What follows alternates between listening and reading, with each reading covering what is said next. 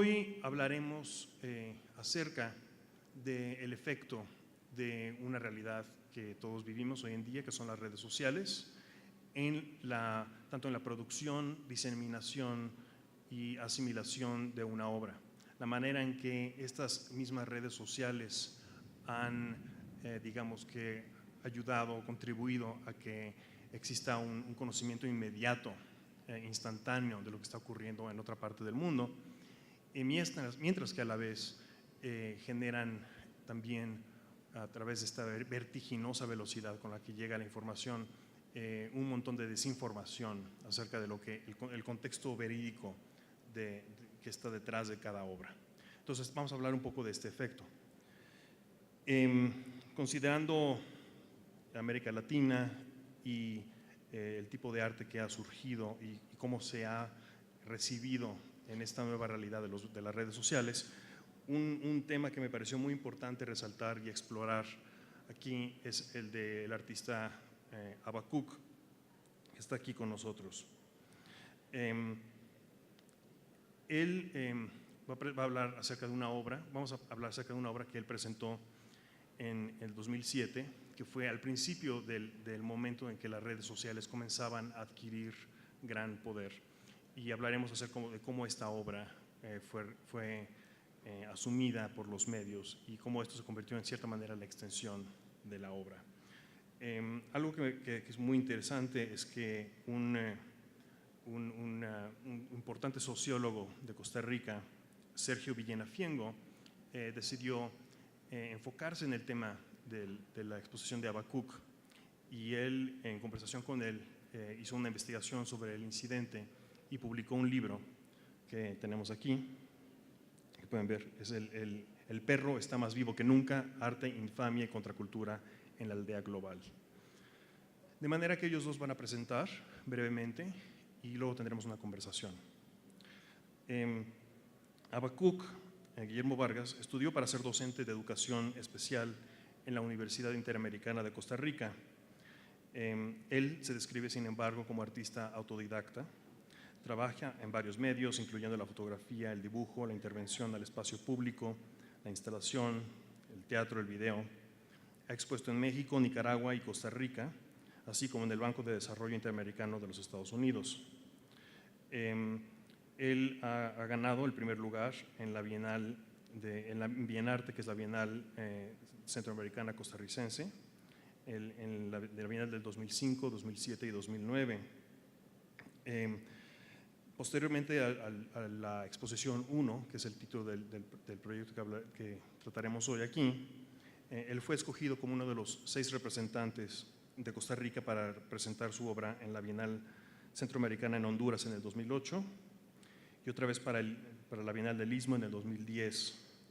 En junio de 2010, 2 de sus videos fueron elegidos para la Bienal de Pontevedra en España, pero después de que Vargas apareciera con una camiseta que decía camiseta con las palabras ETA en grande, sus videos fueron sacados del evento. Sergio Villena Fiengo es el director del Instituto de Investigaciones Sociales de la Universidad de Costa Rica, y él ha enfocado parte de su trabajo a escribir acerca del campo artístico centroamericano. Ha escrito, aparte de Habacuc, sobre artistas de performance como Regina Galindo, Elia Arce y varios otros. Él tiene la licenciatura en Ciencias Económicas en la Universidad Mayor de San Limón en Cochabamba, Bolivia, una maestría en Ciencias Sociales de Flaxo, con su sede en México, y tiene un doctorado en Estudios de la Sociedad y la Cultura de la Universidad de Costa Rica. De manera que comenzaremos con Sergio presentando sus reflexiones sobre esta obra, y luego procederemos a hablar con Habacuc y después hablar entre nosotros. Gracias. Bueno, yo voy a ir lo más rápido que pueda. Voy a tratar de ser sintético y presentar básicamente lo que llamaríamos el caso Habacuc desde una perspectiva sociológica que básicamente toma lo que una autora, Natalie Heinig, llama los 3 términos del campo artístico, que son el artista, el público y la institución. a mí me interesa ver, digamos, la relación entre estos tres términos. En el caso del artista, la propuesta y su contexto, que sería básicamente local, regional, centroamericano; el público, la recepción de la obra o de la propuesta y su contexto, que sería global. Siguiendo esta misma socióloga, ella habla del triple juego del arte contemporáneo, donde básicamente se resume así: el artista transgrede, el público rechaza y la institución legitima. Entonces, esa es como la hipótesis, podríamos decir, de trabajo. Esto lo voy a saltar. Ya tampoco me voy a detener mucho en la presentación de Habacuc, ya Pablo lo ha presentado rápidamente.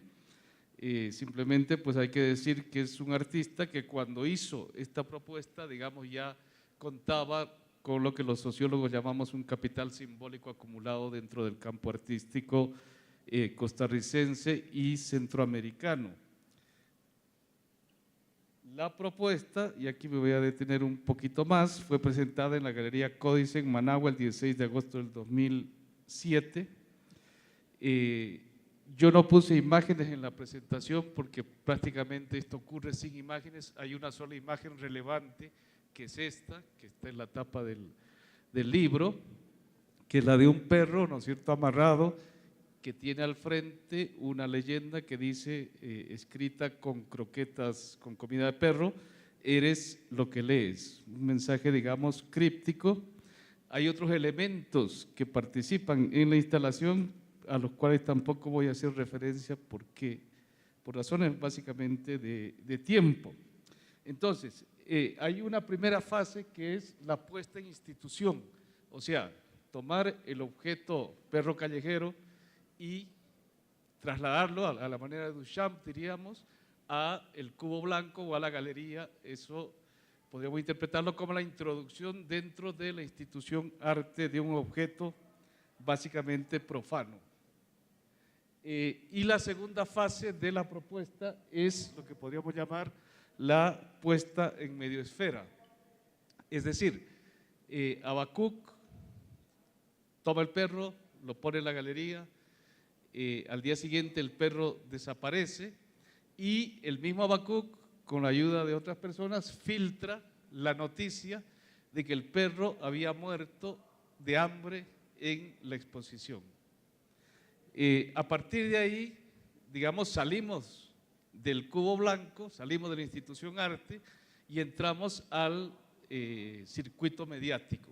Y a partir de ahí entonces empieza una dinámica que va ampliándose desde el contexto local. La obra está referida a su referente, podríamos decir, es básicamente el contexto local. Es una puesta en discusión alegórica de un caso verídico ocurrido en Costa Rica, que fue la muerte de un indigente nicaragüense que entró a un taller donde fue atacado por 2 perros Rottweiler hasta ser muerto, sin que los cuerpos de socorro que habían llegado en algún momento al lugar hicieran lo necesario para salvarle la vida. Esa muerte además fue filmada, fue grabada y fue difundida reiteradamente por los medios de comunicación. Entonces hay una instrumentalización mediática, digamos, en tipo crónica amarilla del suceso, y además se desata una campaña xenofóbica ya en, no las redes sociales, porque todavía no existían redes sociales, pero sí en, digamos, los blogs y listas de correos y otros medios. Bueno,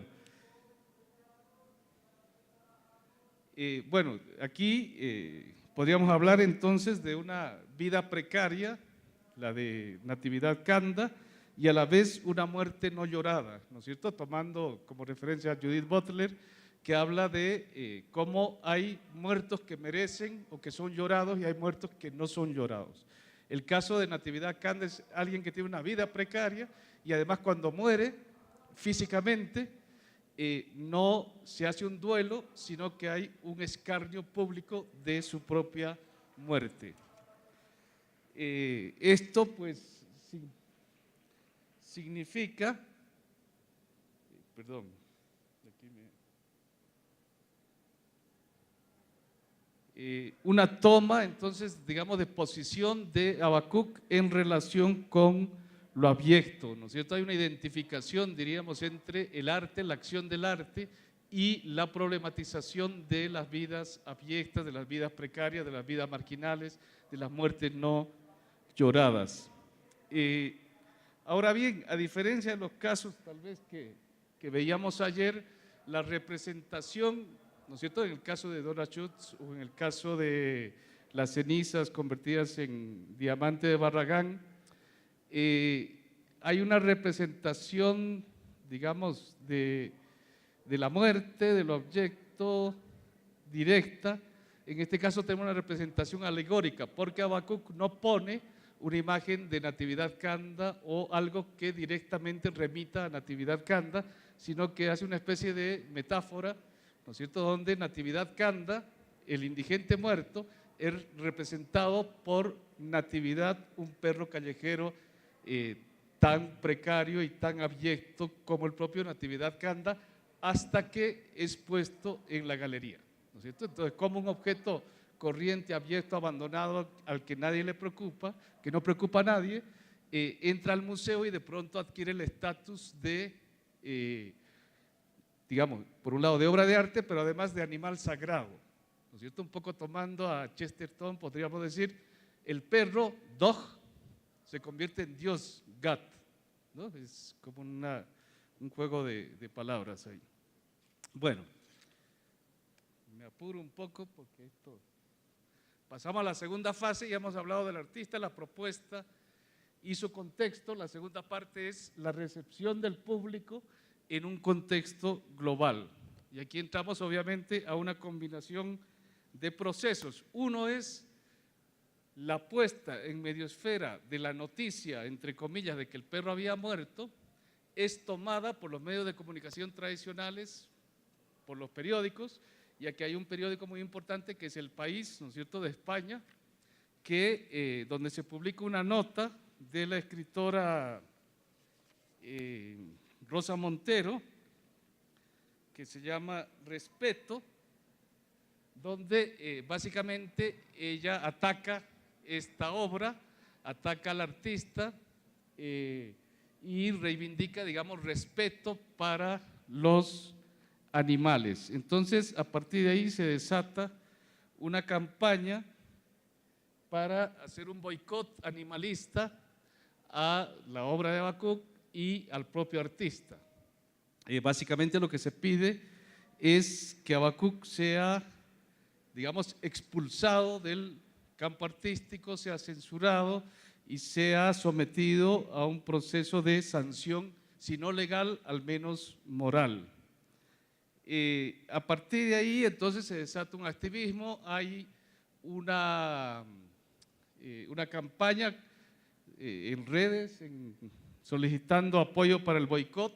Es una campaña que se hace en varios idiomas, recoge más de 4 millones de firmas en todo el mundo, la noticia se reproduce en más de 100 países en distintos idiomas. Entonces lo que tenemos es, digamos, un activismo mediático que alcanza una dimensión prácticamente global y tiene el carácter de un pánico moral, ¿no es cierto? Básicamente, Habacuc es presentado como un monstruo, como un psicópata, como un criminal, etcétera. Cuando el boicot o la solicitud, la propuesta de boicot no funciona, este boicot, obviamente esta solicitud es dirigida a las instituciones artísticas para que sancionen a Habacuc. El boicot no funciona, las instituciones artísticas no responden a las exigencias de los animalistas, la campaña cambia en su carácter, porque entonces ya no es solo un artista aislado, un lobo solitario, como dirían ahora que estamos en la posverdad, sino es ya no Habacuc, sino Habacuc en complicidad con la institución artística, con los museos, con las bienales, etcétera. Entonces ya cambia el carácter, ya no es el cuestionamiento a Habacuc, sino es el cuestionamiento al campo artístico como tal. Todo esto pues sigue un vitalismo mediático,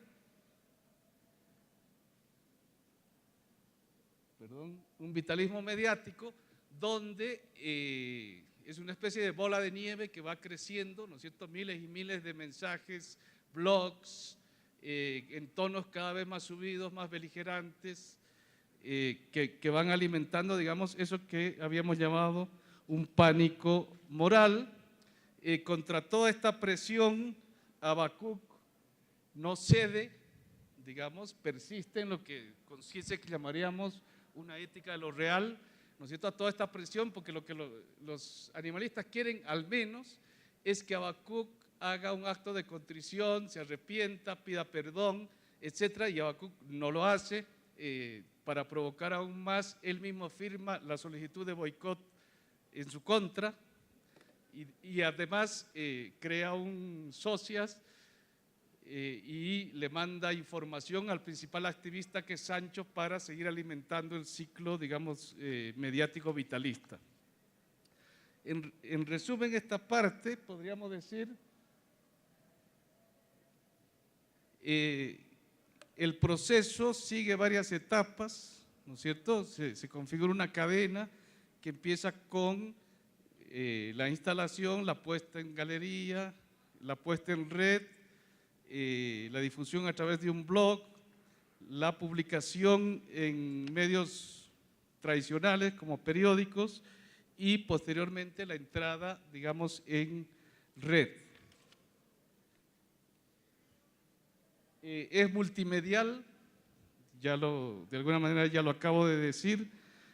Fue encuadrado como crónica, noticia amarillista, crítica de arte, reportaje tendencioso, foro temático, acción cívica, petitoria de boicot, chisme, comunicado oficial, comentario personal, entrevista, caricatura, música,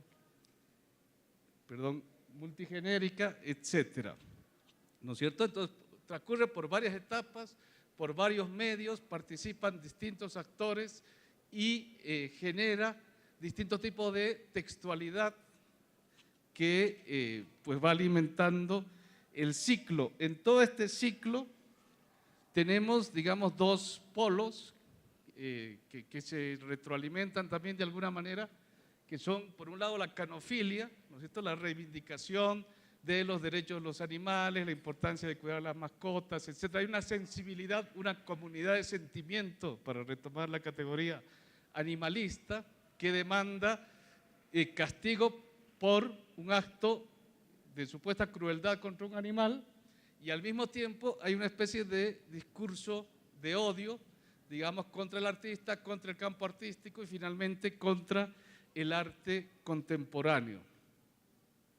Pasamos entonces a la tercera fase, que es la de la reacción de la institución arte.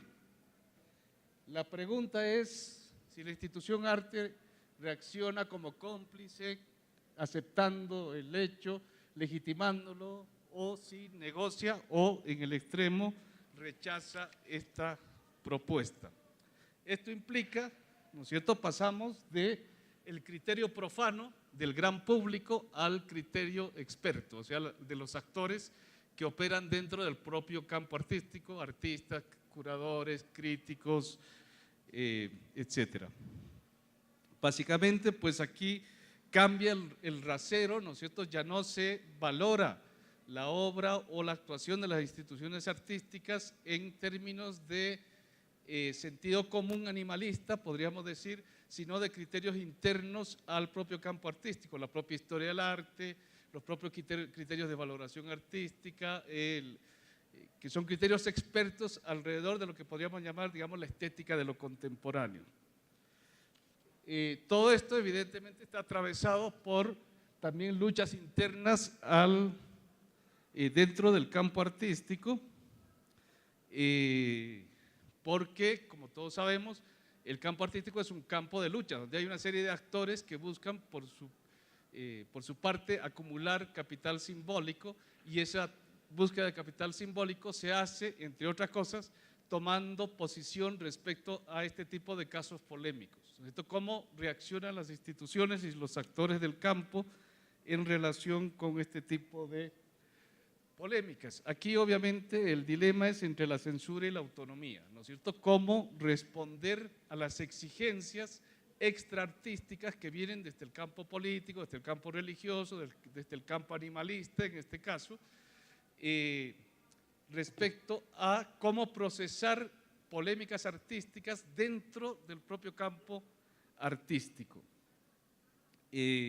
Las instituciones interpeladas son varias, desde la Galería Cólice, la Bienal Centroamericana de Artes Visuales, la Bienal Costarricense, el Museo de Arte y Diseño Contemporáneo, Mujeres en las Artes de Honduras, los museos del Banco Central de Costa Rica, el Centro Cultural de España en Costa Rica, etcétera.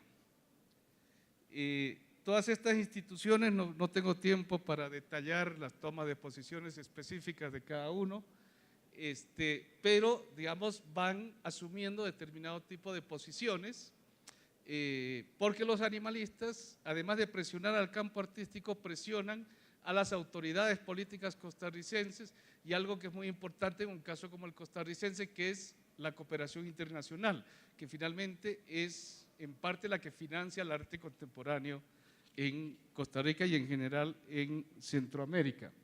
Por otro lado, tenemos la reacción, me atrevería a decir oportunista, de la crítica conservadora, que es la que, digamos, desde hace varios años hay toda una polémica que ha sido llamada la querella por el arte contemporáneo, que ocurre dentro del campo artístico, que es, digamos, la polémica en torno a si el arte contemporáneo puede o no llamarse arte, ¿no es cierto? Ahí tenemos una serie de autores a nivel mundial, aquí incluyo solo los que hicieron referencia al campo, a la propuesta específica de Habacuc, muy beligerantes, digamos, Avelina Lesper, desafortunadamente conocida por muchos, Fernando Castro, Vicente Verdú, Jacques Sagot, que es un crítico costarricense, y Carol Suárez, que es un crítico boliviano. Resumo un poco la posición desde este lado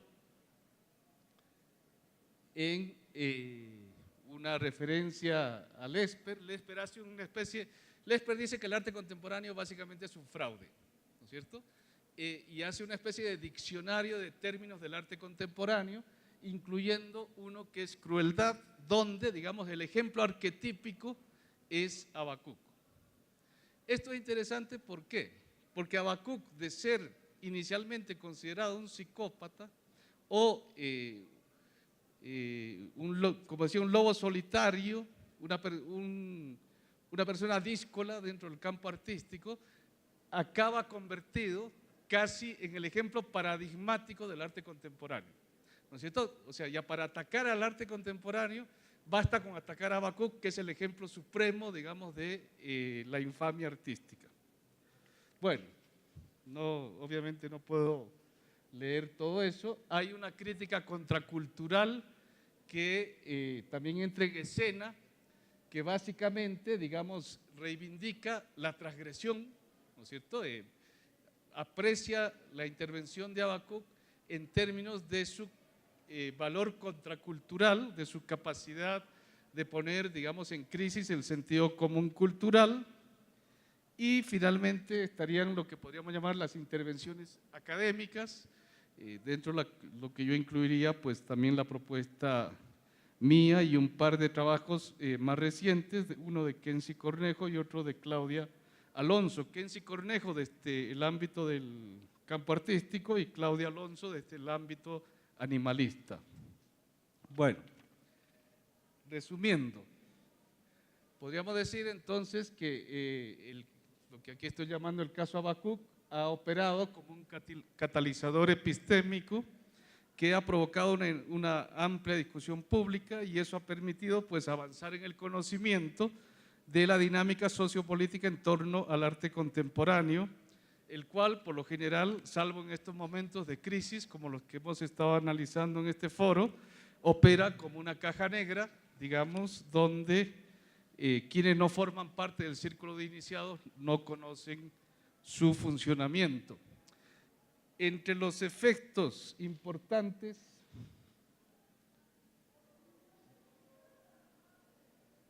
bueno, que creo que vale la pena destacar es que además de un poco hacer evidente el funcionamiento del campo artístico centroamericano principalmente, el caso Habacuc permite, digamos, incorporar a las polémicas o a las discusiones dentro del campo artístico centroamericano la cuestión de la relación entre arte y ética, y al mismo tiempo pues permite afianzar la autonomía del campo artístico porque finalmente las instituciones no cedieron, digamos, a la presión animalista, negociaron de alguna manera, pero negociaron con un amplio margen de autonomía, y por otra parte también generó una discusión respecto a, digamos, la legitimidad y los alcances de lo que podríamos llamar los procedimientos infames dentro de la propia práctica artística. Yo me quedaría ahí. Muchas gracias. Vamos a pasar a hablar, pero antes Habacuc pidió que pasáramos un audio de una conversación que quisiera compartir con nosotros. 10 de la mañana, 49 minutos, emite Caracol Radio desde Cartagena y vamos a tocar un tema que ha llamado mucho la atención de los oyentes y del mundo del arte durante los últimos días. La presencia de Habacuc, un artista muy controvertido, para recordarles y ubicarles a ustedes, pues el hombre que dejó morir un perro en una galería de hambre, el mismo que cocinó para una cantidad de personas que iban a un performance suyo con sudor de inmigrantes. En fin, César, una cosa un poquito delicada para algunos que creen que eso no es arte. No, el hombre es un duro en ese tipo de manifestaciones. Además, el mismo hombre que ayer le pegó un vaciadón al presidente de la República, terrible. Duro. Bueno, hablamos con él porque nos dijo que estaba invitado a Artbo, la Feria de Arte Internacional de Bogotá. Luego hablamos con la señora Andrea Walker, que es la representante, la directora de la Agenda Cultural de la Cámara de Comercio de Bogotá, organizadores, y nos dijo que no había recibido ningún tipo de petición. Habacuc se sostiene en que tramitó la invitación con un galerista latinoamericano que iba a traerlo a través de su galería, el señor Jacob Carpio, que está en Costa Rica, y lo saludamos en Caracol Radio. Señor Carpio, buenos días. Buenos días, buenos días. ¿Cómo va todo? ¿Bien? Todo bien, sí. ¿Cuál es su relación con Habacuc y qué tan cierto es que a través de su galería él iba a tener un espacio en Artbo? Bueno, Habacuc, la galería se ha caracterizado por ser, en sus casi 30 años de existencia, una galería que siempre se está renovando, buscando nuevas tendencias, descubriendo talentos y propuestas contemporáneas. La relación con Habacuc ha sido desde el comienzo, que prácticamente estaba gateando como un artista, y siempre tuvo una posición bastante cosquillosa, una posición bastante interesante, y en algunas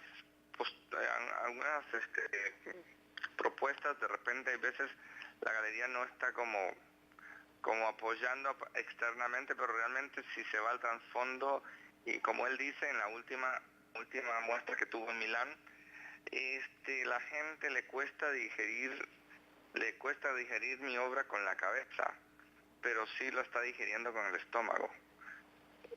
Es una cosa bastante sarcástica en un sentido, pero si vamos al fondo vemos que es bastante interesante. No solamente es crear la controversia, sino la reflexión.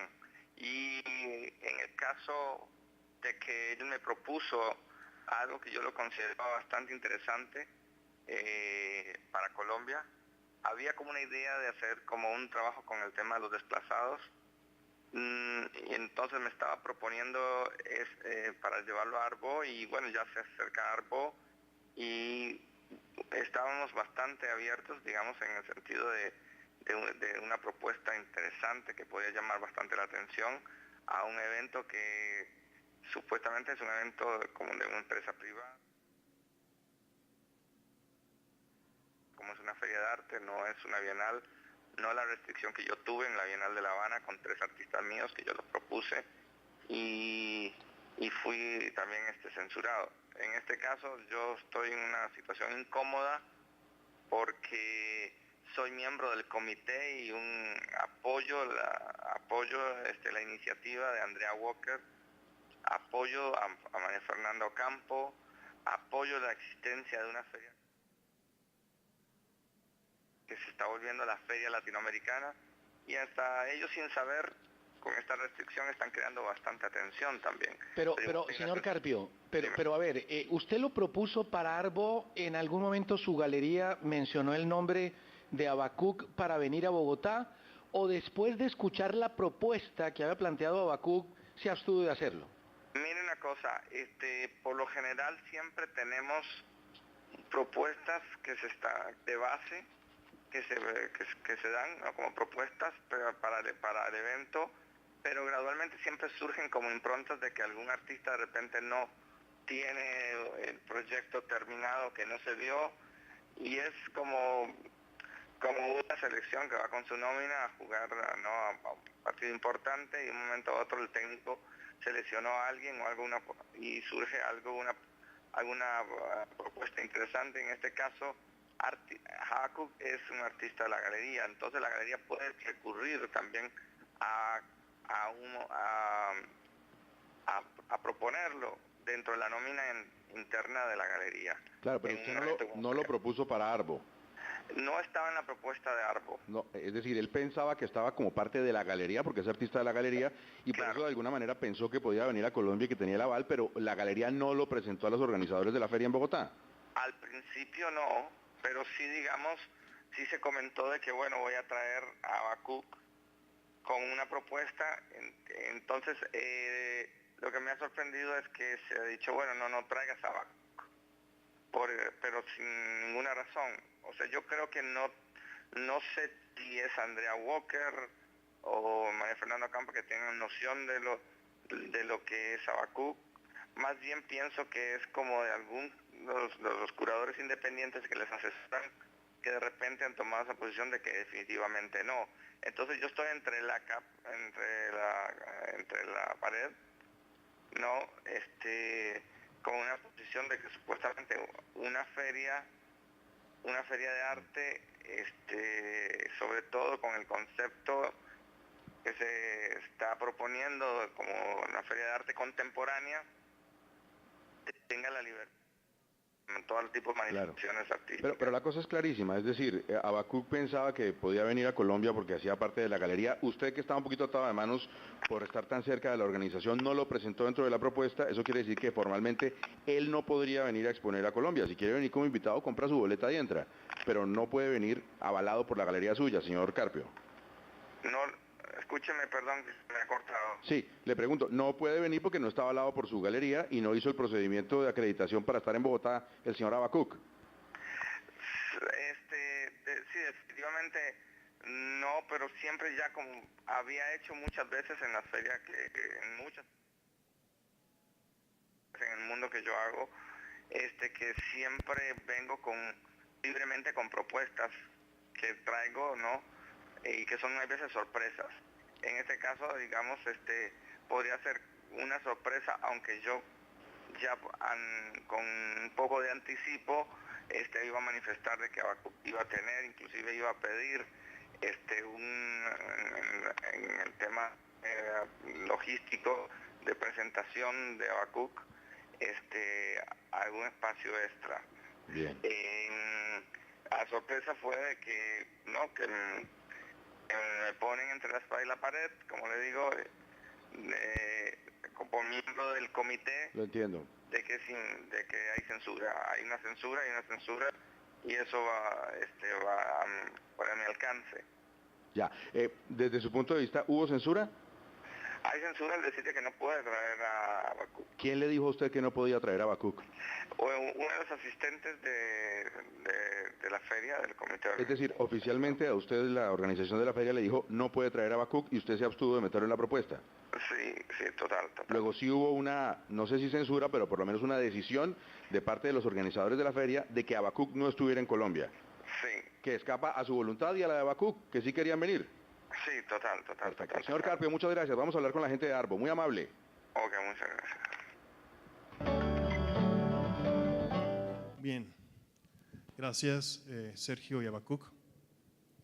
Para comenzar la conversación, ¿qué tipo de otros obstáculos encontraste para exponer tu obra en los años subsiguientes?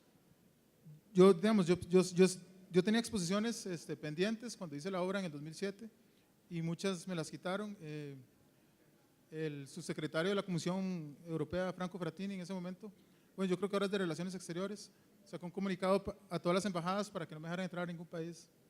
Y bueno, es ese tipo de cosas, 5 millones de firmas para que no participara en nada. Había como un tipo de ostracismo, pero realmente la pieza que me puso a mí en un ostracismo, digamos así, como mal, fue en el momento que yo me brinqué la figura del curador, en una exposición en esta que se llama Utrópicos, que era un juego entre utopía y tropical. Yo fui invitado con 2 videos, no estaba tan conforme con ir a presentar estas obras, como todos los tópicos de miseria, de problemáticas sociales de Centroamérica, de España, que en ese momento estaba a punto de la quiebra. Y yo nada más mencioné una de las problemáticas de España sin ningún adjetivo, y eso bastó para que me quitaran la habitación del hotel y me quitaron los videos. Yo era el único artista que no le habían pagado el boleto de viaje porque, no sé, pero digamos, el hecho de haberme brincado, digamos, a la figura del curador, eso fue lo que me puso en ostracismo más que la del perro. La del perro ya me estaba invitando a cosas y todo nuevamente, pero cuando yo hice esta sí la volé. Y o sea, tampoco me estoy victimizando porque también me ha dado cierta independencia, trabajar desde ahí, digamos, y me gusta. O sea, yo disfruto mi trabajo. No me victimizo en el sentido de que, o sea, siempre lo puedo hacer, siempre lo logro hacer. Y estoy aquí en Arbo, digamos. Es gracioso, ¿no? O sea, no vengo a vender tiliches ni chunches, pero me invitaron, me pagaron el boleto y todo. Claro. Está bien. Sergio, como sociólogo, ¿nos puedes contar un poco por qué te interesó el caso Habacuc, como lo describes tú? ¿Qué fue lo que engendró en ti este deseo o curiosidad por desarrollar esta investigación? Sí, bueno, allá por el 2006 yo había empezado un proyecto, digamos, me interesaba, me sigue interesando, en eso estoy, hacer una reconstrucción, digamos, del campo artístico centroamericanos, centrado en la cuestión del desarrollo del campo, digamos, del paradigma contemporáneo, que más o menos empieza en Costa Rica hacia mediados, podríamos decir, de la década de los 90. Entonces yo hice una aproximación fundamentalmente institucional a ese tema, y cuando yo estaba en eso ocurrió, digamos, la polémica por exposición número 1. Entonces, digamos, fue una coincidencia afortunada porque yo tenía el contexto no solo social general, sino tenía el contexto institucional en el cual ocurrió la polémica. Y me pareció sumamente interesante, digamos, no tanto mostrar la estructura del campo artístico como tal, sino mostrar la dinámica al interior del campo artístico. Y evidentemente, como lo mencionaba hace un rato, las situaciones de crisis tienen esa virtud, ¿no es cierto? Es cuando algo entra en crisis, cuando se hace evidente el funcionamiento interno de una institución. O sea, cuando una familia entra en crisis nos empezamos a enterar de todo lo que pasa en la familia, por poner un ejemplo. Aquí tenemos una crisis dentro del campo artístico centroamericano y eso hace que, además es una crisis pública porque la demanda viene de fuera del campo artístico, es una demanda extraartística, y eso obliga a las instituciones, a los actores que están dentro del campo artístico a salir a dar declaraciones públicas, a tomar posición pública respecto a la polémica. Entonces, digamos, empezó por ahí y pues esto fue creciendo y creciendo y creciendo y digamos, mientras más tiempo pasaba se hacía más interesante en ese sentido. Quizá para entender mejor el contexto de lo que acompaña a exposición número 1, ¿nos podrían describir un poco la situación de la migración nicaragüense en Costa Rica y el tipo de racismo que opera ahí? ¿Cómo se vincula esta obra en relación a ese bueno, digamos, el nicaragüense en Costa Rica es ilegal, ¿verdad? No, cuesta mucho que se ponga como que una residencia. ¿Aló? cuesta mucho que le den residencia y la ilegalidad es un negocio, ¿verdad? O sea, no tienen seguro social, no tienen, y les pagan un sueldo inferior al mínimo y digamos, están viven en cuartos, muchos juntos, pegados. Bueno, es muy mal, ¿verdad? Pero ganan mucho, un poco mejor que en Nicaragua, entonces de ahí están aguantando por el dinero, ¿verdad? Obviamente. Nica en Costa Rica es una ofensa. Tico no, ¿verdad? O sea, pero ser nica es ofensivo. O sea, alguien, madre, pareces un nica, eso es ofensivo. Obviamente que hay un racismo, pero más que un racismo es un desprecio a los pobres, en el sentido de que un nicaragüense llega al aeropuerto, no es un nica, es un empresario, ¿verdad? Pero es un desprecio a los pobres en general. Y cuando los perros, cuando la televisión pasó el caso de esta persona en televisión como un espectáculo en vivo, la gente hacía camisas con la cara del perro. Y, o sea, somos racistas en Costa Rica. Y bueno, yo no es que hice un homenaje, sino que yo quise crear una situación muy parecida usando el perro.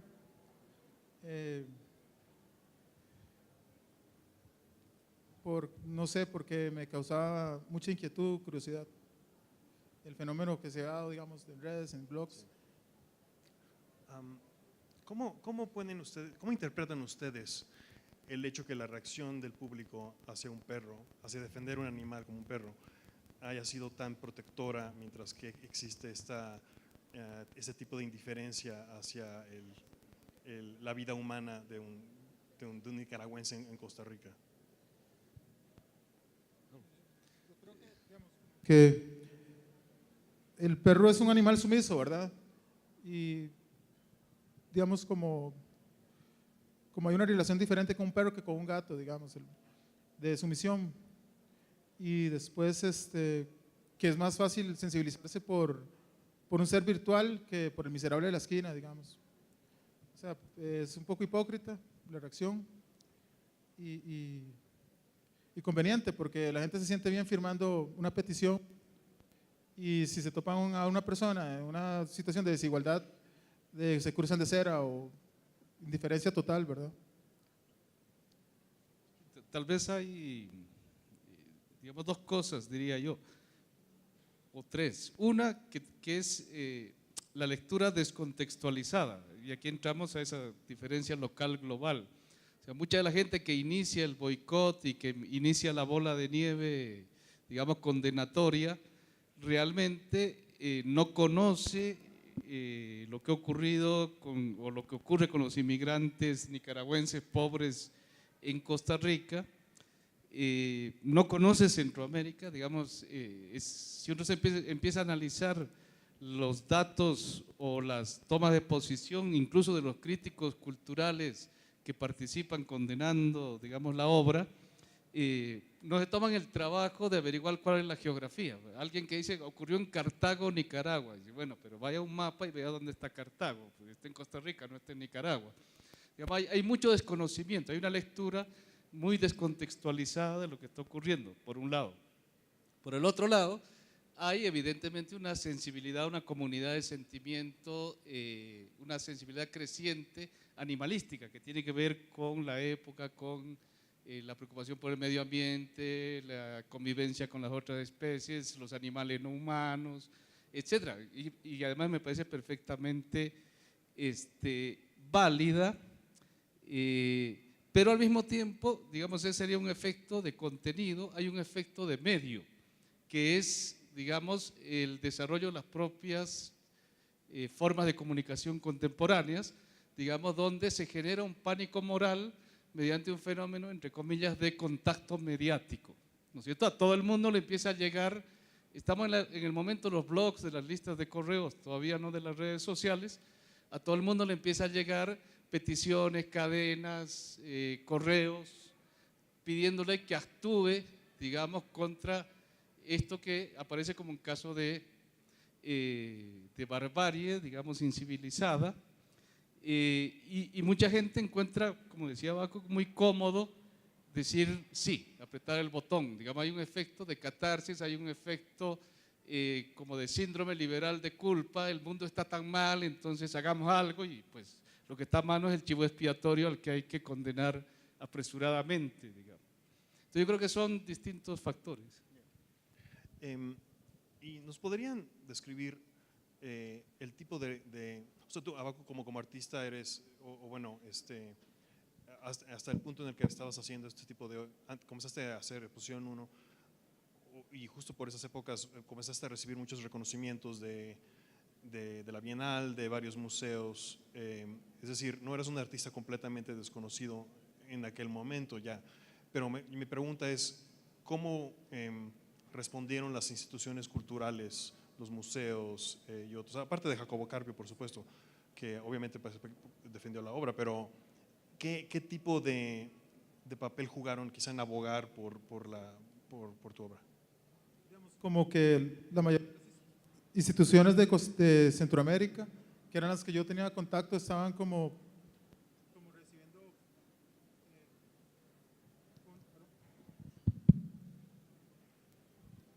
recibiendo fondos de IVOS, que es la ONG esta. IVOS sacó un comunicado donde aclaraban que ellos no iban a apoyar ninguna exposición en que yo participara. Entonces, de ahí hubo como una censura. Yo tenía exposiciones como que venía trabajando para Teorética, por ejemplo, y esa me la quitaron de un día para otro. Yo hasta le agradecí a Virginia porque ella fue muy clara, digamos, ella me explicó que no iba a sacrificar un proyecto por una persona. Y bueno, hasta medio lo entendí, digamos, pero como que Ivo sí condicionó el dinero para que yo no participara, porque estaban recibiendo muchas firmas y solicitudes para que no. Una pregunta acerca de la obra misma de exposición. Mi pregunta es, ¿dónde está la obra exactamente? ¿Dónde ves los confines de esta obra? Porque parece ser que la obra, en este periodo del siglo XXI en el que vivimos, en que, según yo, la obra es tanto o más la conversación sobre la obra como el objeto mismo, en este momento de desmaterialización del arte.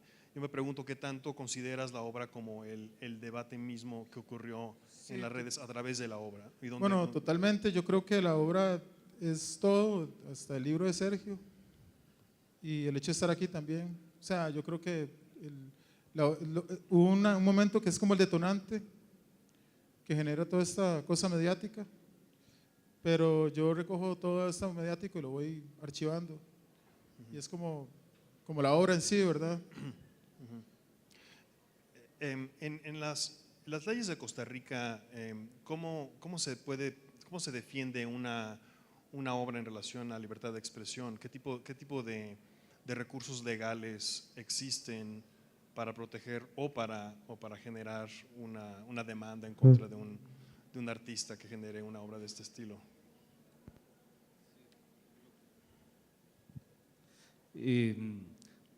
Bueno, afortunadamente Costa Rica, pues dentro de digamos, el contexto latinoamericano es un país, digamos, con una democracia. Se puede hacer muchas críticas, no quiero hacer apología tampoco de la democracia y la paz costarricense, pero digamos que hay un Estado de Derecho que funciona y es un Estado de Derecho liberal, y en ese sentido digamos que hay una libertad de expresión bastante amplia.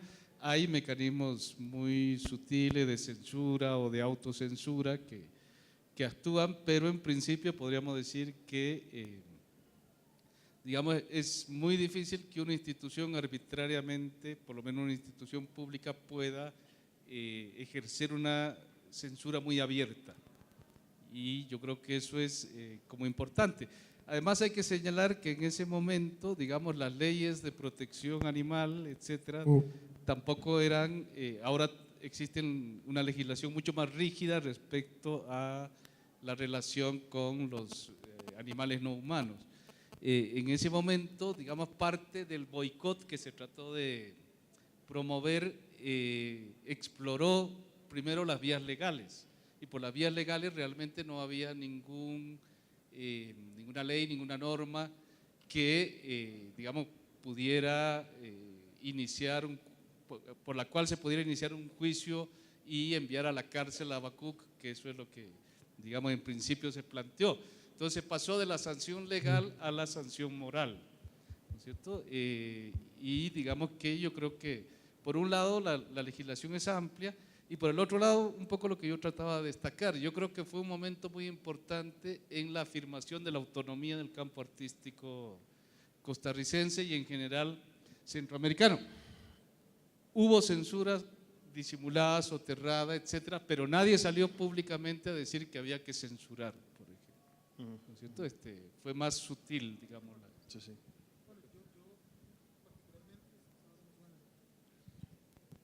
O sea, yo sí siento, o sea, realmente sí hubo censura. Lo que pasa es que ellos como que no estaba bien visto. La palabra censura pesa mucho en el arte, ¿verdad? Entonces, una institución de arte contemporáneo que censurara iba a ser mal vista, y ellos nunca aceptaron que me iban a censurar, porque de hecho que sí. Digamos, yo exponía mucho en los museos y me dejaron de invitar. O sea, nada más. Tal vez no es una censura de que no voy a participar, pero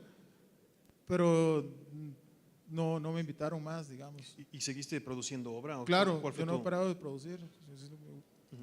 ¿Y cómo ha cambiado la situación? ¿Ahora has tenido oportunidad de reintegrarte a exponer Realmente o no?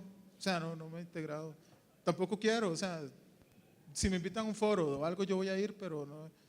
Como que mi obra siempre ha sido como espacios no convencionales, y algunas veces llevo documentación a una institución, pero el contexto arte realmente me aburre un poco, y me gusta como que la obra no parezca obra, y en cualquier lugar que sea blanco es un objeto magnificado y la gente va predispuesta a ver una obra. Entonces me gusta como usar otros como soportes, o como redes sociales o espacios públicos. Si te invitaran, o supongo, si te han invitado a presentar algunas de estas obras en otro contexto, ¿has pensado o considerado cómo esta obra podría ser recreada, representada, o la ves como momentos específicos que no se pueden recrear? Sí, digamos, yo tengo una entrevista que se llama Entrevista como Obra, que es un canal como masivo, y lo que hago es poner una tercera cámara a filmar la entrevista. Entonces sale todo como las meninas de Velázquez, pero sale todo el fuera de escena. Entonces cuando maquillan a la periodista y cuando alguien estornuda, es como todo sin editar, ¿verdad? Y como yo parto de un fenómeno mediático y que termine ahí, digamos, en un canal masivo, y que están todas las preguntas recurrentes de la obra, yo creo que eso es como algo que yo puedo presentar como una documentación o parte de una documentación. Después, como que por cada idioma existente hice un blog en ese idioma. Tengo otro blog que es de obras, tengo un blog que son 300 videos que recopilé del YouTube, donde la gente opina sobre la obra. Tengo otro que es de canciones que le han hecho al perro, una nueva trova argentina, una de rock progresivo brasileño, y unos chinos que le hicieron una canción también al perro. Y como que todo eso lo voy como poniendo como en cajones, como en blogs, y no sé, como que también como que está en las redes sociales, como en los blogs. Ya, claro. Vamos a abrir las preguntas al público. ¿Alguien tiene alguna pregunta? Buenas noches, buenas tardes. No, yo no quiero hacerle ninguna pregunta. Somos costarricenses y vinimos aquí a acompañar al artista, que sabemos que es muy joven porque le quedan muchos años de por vida y mucho trabajo para hacer. Con las declaraciones que nos ha dado y por todo lo que sabemos del trabajo que él ha hecho, lo único que tenemos es una gran admiración y un gran respeto. Y lo que debemos hacer, más bien, la pregunta es para nosotros: ¿cómo vamos a considerar su obra en este mundo tan complejo, tan lleno de información, tan caótico, en el que verdaderamente una información política, un desastre ecológico o un descaro de corrupción en un país de los nuestros nos confunde y no sabemos qué decisión tomar con respecto a esta problemática. Y si somos del mundo del arte, pues lo único que tenemos que hacer es apoyarnos y considerarnos. Una pregunta, solo por curiosidad, dado que ustedes son de Costa Rica. ¿Cuándo se enteraron acerca de la existencia de esta obra y cuál fue su reacción al respecto cuando esto fue? La noticia de Natividad, del asesinato y de los perros, los Weiser y todo eso fue en Costa Rica. Estábamos ahí y posteriormente la exposición en la Galería de Managua viene muy cercana. Nos llevamos la sorpresa y entonces después empezó todo el boom de la noticia y de los medios, de las redes sociales y todo. Hace poquito estábamos en el terremoto en México y entonces nos llegó la noticia de que una fuente pública en Costa Rica estaba teñida de rojo. A mí lo primero que se me vino a la idea fue Habacuc, estando muy lejos de San José. Y efectivamente así es. Entonces creo que estamos familiarizados con él, con el artista. Creo que somos amigos y ya empezamos a conocer un nuevo lenguaje muy contemporáneo, y entonces lo que yo digo es pues nada más abrirnos al entendimiento, y por eso estamos aquí, porque queremos estar mejor informados. Gracias. Gracias. Bueno, yo quería decir que, digamos que, o sea, yo nací en Costa Rica, pero tampoco me siento costarricense, digamos. Ese nacionalismo agazapado que está ahí a mí no me interesa. Quería que quedara un poco claro eso. Y el apoyo siempre es tuanis. Esta pregunta es para Pablo Helguera. ¿Usted recomendaría la obra para que la adquirieran en el MoMA? Claro que sí. El problema es que ¿dónde está la obra? ¿Verdad? Y claro, creo que existe una fascinación un poco turística por ciertos museos en tratar de compilar obras representativas de un periodo, ¿no? Pero creo que una cosa que a mí en particular me parece muy importante de esta obra de Habacuc es que tiene esa serie de elementos que son tan contextuales y tan específicos a su momento, que al tratar de reproducirla o regenerarla en un museo, parecería simplemente ya como un acto no solo de objetificar, sino de comercializar la obra. Aunque me interesa en particular la manera en que muchos museos están tratando de, digamos que, apoyar o reconocer diferentes tipos de obras sin necesariamente forzar un tipo de comercialización de la obra, en la que quizá entra a manera de un archivo, a manera de algo que se debe preservar como conocimiento colectivo para provocar reflexión e invitar la investigación a futuro. Entonces, en ese sentido, creo que absolutamente los museos deben de considerar obras de este tipo. Tal vez quisiera hacer un comentario. Yo no quise poner ninguna imagen en la presentación, precisamente porque me parece, digamos, que la obra o la propuesta,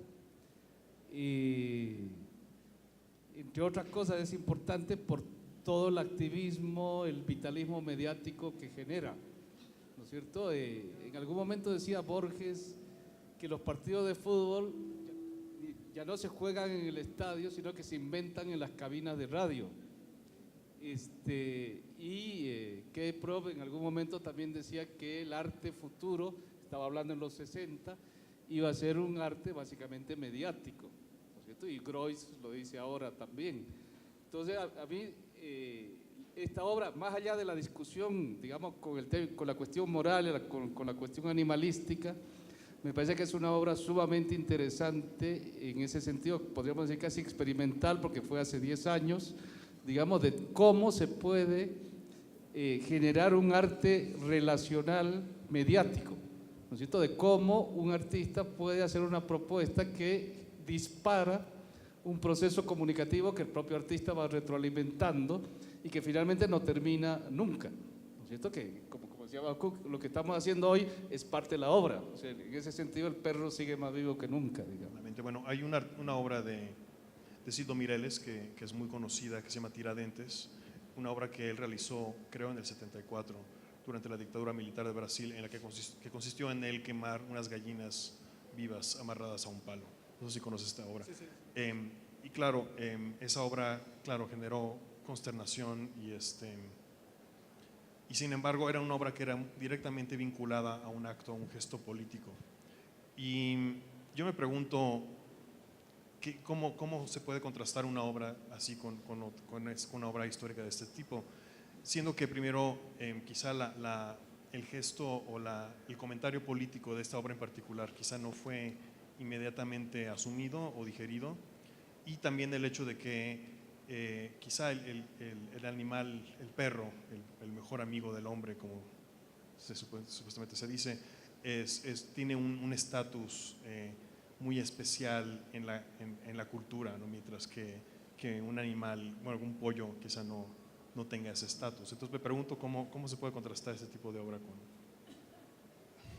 Bueno, yo creo, digamos, en el 2007 las redes sociales apenas estaban empezando y era el momento de hacer eso, y porque es una obra que para mí cobra sentido cuando llega a los medios. Y había una frase que estaba escrita con comida para perro que decía: eres lo que lees, y eso no es una frase ingenua que a mí se me ocurrió poner.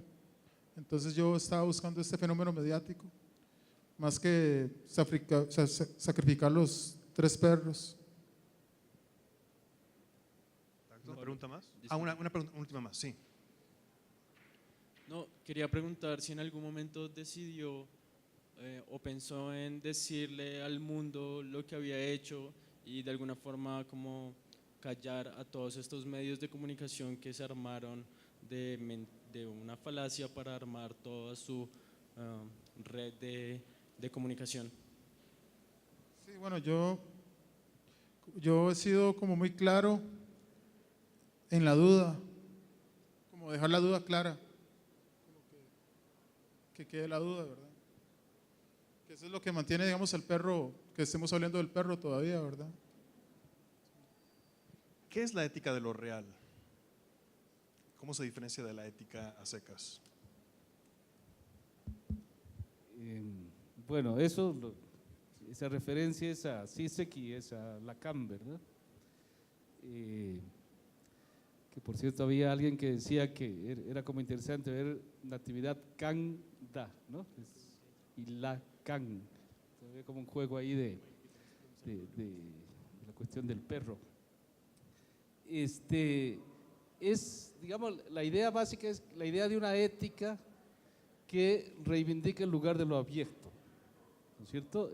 No es una ética que reivindica los valores sociales afianzados, no es una defensa de los valores en este mundo, digamos, donde la crisis de los valores está súper inflada y dramatizada. Todos los días hablamos de este mundo se cae, la crisis de los valores, no hay más valores, etcétera, etcétera. Una ética lo real es, digamos, aquella que sostiene, se posiciona en relación con la visibilización, con la problematización, con la reivindicación, si se quiere, en relación con aquello que es, vamos a decirlo, lo abyecto, ¿no es cierto? Aquello que no podemos procesar simbólicamente, no podemos procesar socialmente, pero que permanentemente nos está golpeando, nos está llamando la atención, está demandando que tomemos posición. Entonces, es un posicionamiento, digamos, en relación ético, en relación con eso que podríamos denominar lo abyecto, lo que desborda los marcos de lo simbólico. Y ya terminando con términos, me interesa también el término de la sanción moral que surgió, y quisiera entender cómo operó esa sanción moral, cómo se vincula con censura. La sanción moral se interpreta como una crítica, una protesta, ¿es un acto de libertad o es un acto vinculado a la censura? ¿Cómo lo interpretas tú? Bueno,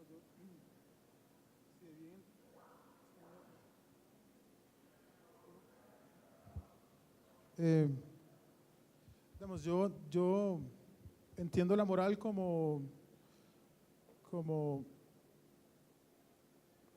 como una construcción social